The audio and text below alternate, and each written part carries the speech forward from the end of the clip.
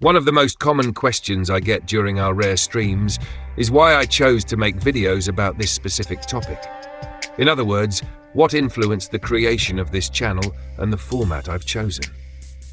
Well, the answer is simple. A significant part of this decision came from one particular story I first heard over 5 years ago. You could say it's the reason I'm here today. For a long time, I hesitated to share this story with you, mainly because I didn't know how to present it in a way that would do it justice. But I've thought about it enough, and now there's no point in waiting any longer. So today, we're going to dive into the story that played a key role in me deciding to create content in this style. A style that I hope resonates with all of you. The story begins in a small town on the northwest coast of Ireland. Despite being the capital of County Sligo, this town has a population of only about 20,000 people. On the surface, it might seem like a quiet, peaceful place, but beneath that calm exterior lies a mystery that has haunted the people who live there, and mystery lovers around the world for years. This mystery dates back to the morning of June 16, 2009, when a man named Brian Kinsella was preparing for a triathlon. Triathlons are grueling events that involve a combination of running, biking and swimming, pushing the participants to their physical limits. At around 6:20 a.m., Brian was jogging along Ross Point Beach, doing his usual morning workout. His father, Arthur, was with him that morning, as he often was, acting as his trainer.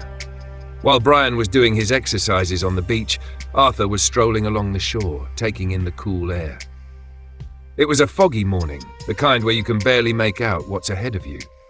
But despite the mist, Arthur noticed something unusual in the distance.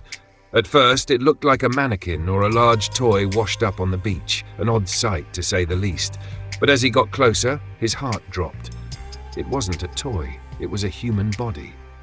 Arthur immediately called out to his son, and together they rushed to the scene, praying for the soul of the deceased before contacting the authorities. Sergeant Terry McMenemy was the first to arrive on the scene. He had the typical European look with salt and pepper hair and a stern expression, though his eyes betrayed a hint of confusion. The sergeant immediately noticed something odd. There were no footprints near the body, other than those of the people who had discovered it. It was as if the body had simply appeared out of nowhere, and when he examined the body, there were no signs of foul play. No cuts, no gunshot wounds, no bruises, no obvious signs of violence. The body seemed to have been washed ashore by the tide, but it was as though the person had just been left there, abandoned by the waves. The man was dressed in a t-shirt and shorts, but there were other clothes found nearby. A black leather jacket, black trousers, a black belt, socks and shoes. But there was something strange about those clothes. All the tags had been carefully cut off. This was the first red flag. Who would do that to their own clothes? At this stage, the sergeant didn't think much of it. He was still trying to process the situation. What was even more unusual was that there were no identification documents on the body, no driver's license, no passport, nothing that could give the authorities any clues as to who this person was. Initially, the sergeant assumed that the man was likely a local, someone who had gone for a swim while intoxicated and drowned.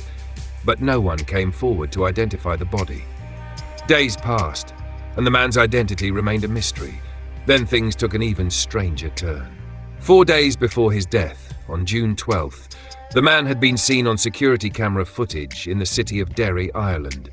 He was spotted at the bus station between 2:30 p.m. and 4 p.m. and then boarded a bus heading to Sligo.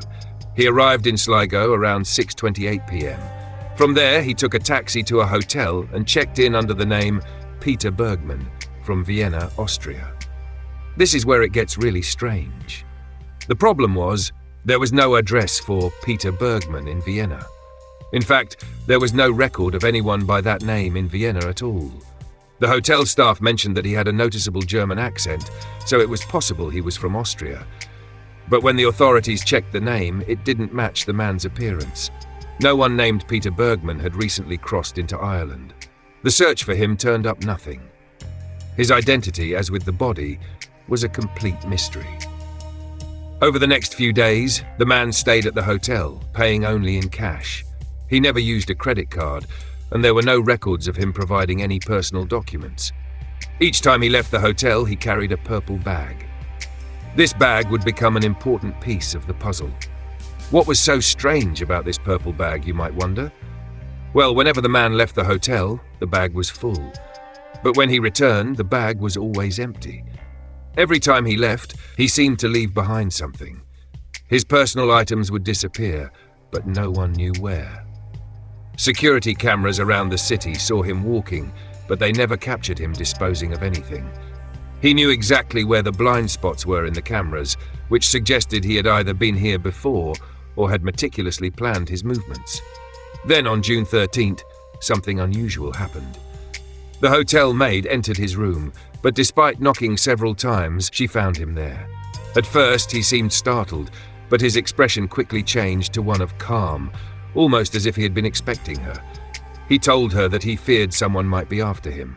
His behavior was erratic, but it was clear that he was afraid of something or someone. The next day, he left the hotel again with his purple bag. This time, he asked a taxi driver to take him to a quiet beach, where he spent some time before returning to the city and heading back to the hotel. On June 16th, he checked out of the hotel but asked to extend his stay for a few more hours, claiming his train wasn't until the evening. He left the hotel one last time with his purple bag. This time, he was seen at the bus station, where he boarded a bus to Ross Point Beach. This would be the last time anyone saw him alive. The following morning, his body was discovered washed up on the shore. An autopsy revealed that, despite appearing healthy for his age, the man had suffered several heart attacks. He also had advanced prostate cancer and bone cancer. But the strange part? Despite the severe pain from his illness, he hadn't taken any painkillers. Experts found this incredibly odd, especially given the stage of his cancer. He had painkillers with him, but they were untouched. The official cause of death was determined to be a heart attack, but no one could figure out what had triggered it. The man's body had been so carefully concealed, so meticulously hidden, that it seemed like he didn't want anyone to know who he really was. The mystery of his identity remained unsolved. There are many theories about who this man was. Some think he was a criminal on the run. Others speculate he might have been a spy. There are even those who believe he could have been the son of a Nazi war criminal, someone desperate to keep their identity hidden. But personally, I think it's more likely that this man knew his time was running out due to his illness. Maybe he didn't want to burden his family, or he didn't want them to see him suffer. So he chose to disappear. But the truth is, we'll never know for sure. The mystery of Peter Bergman remains unsolved, a strange and haunting enigma that continues to haunt anyone who hears about it.